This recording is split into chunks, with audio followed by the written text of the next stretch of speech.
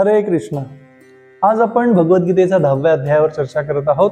10व्या अध्यायाचं शीर्षक आहे विभूती योग, श्री भगवंतांचे ऐश्वर्य।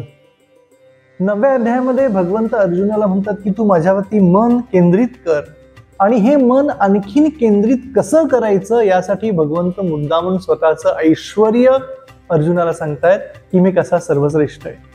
पण जोपर्यंत ऐश्वर्य समजत नाही तोपर्यंत मन केंद्रित करणं कठीण आहे। जसं एक उदाहरण दिलं जातं, एकदा एक मुलगा शिक्षकांना म्हणतो की मला खरंच देवाचं वैभव पाहायचं आहे, देव कसं कार्य करतात। तेव्हा शिक्षकांनी त्या मुलाला एका नदीच्या किनारी नेलं।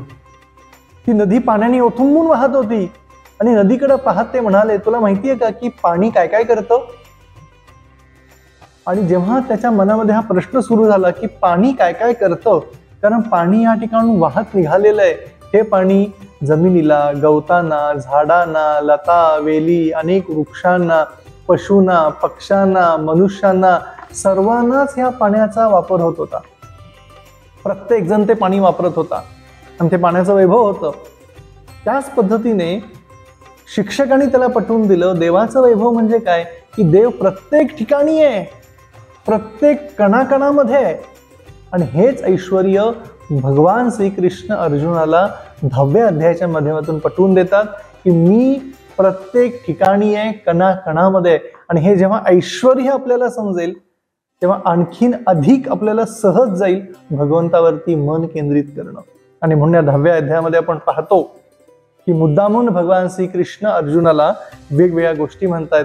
ते म्हणतात की आदित्यामध्ये विष्णू मी आहे, त्यानंतर तेजस्व्यामध्ये देदीप्यमान सूर्य मी आहे, मरुद्गणामध्ये मरीची मी आहे, नक्षत्रामध्ये चंद्र मी आहे, हे भगवंतांनी वर्णन केलेलं आहे। वेदामध्ये सामवेद मी आहे, देवतामध्ये स्वर्गाचा राजा इंद्र मी आहे, इंद्रियांच्या मध्ये मन मी आहे, प्राणीमात्रामधील चेतना मी आहे। पहा भगवंतांनी किती सुंदर सुंदर असं वर्णन ह्या गीतेमध्ये केलेलं आहे। ते म्हणतात रुद्रामध्ये शंकर मी आहे, यक्ष आणि राक्षसामध्ये कुबेर मी आहे, वसूमध्ये अग्नी मी आहे, सर्व पर्वतामध्ये मेरू पर्वत मी आहे। अशा रीतीने भगवंतांनी स्वतःचं ऐश्वर्य अर्जुनाला दाखवलं। वृक्षामध्ये अश्वस्थ वृक्ष मी आहे, त्यानंतर सर्व देवी देवतामध्ये नारद मी आहे, गंधर्वामध्ये चित्ररथ मी आहे, सिद्ध पुरुषामध्ये कपिल मुनी मी आहे, असं भगवंत हे वर्णन करतायत। आणि वर्णन करता करता हे ऐश्वर्य भगवंतांनी वर्णन केलं। इतकं सुंदर ऐश्वर्य वर्णन केलेलं आहे प्रत्येक एक छोट्या छोट्या गोष्टींचं, जिथं भगवंत म्हणतात दैत्यामध्ये वक्तराज प्रल्हाद मी आहे, दमन करणाऱ्यामध्ये काळ मी आहे, पशुमध्ये सिंह मी आहे, पक्षामध्ये गरुड मी आहे। आणि असं सगळं वर्णन केल्यानंतर, स्वतःच्या ऐश्वर्याचं वर्णन केल्यानंतर आपण पाहतो या ठिकाणी आपल्या सर्वांनाही सहज शक्य होतं की भगवंतांना कणाकणामध्ये पाहणं। आणि हे आहे भगवंताचं ऐश्वर्य की भगवंतांना आपण कणाकणामध्ये कसे पाहू शकतो।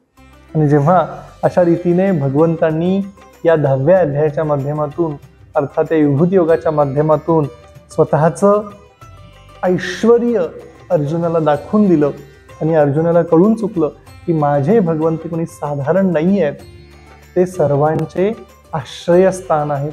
आणि अशा सर्वांच्या आश्रयस्थानाला जेव्हा आपण शरण जातो निश्चितपणे आपल्या जीवनाला परिपूर्णत्व प्राप्त होतं।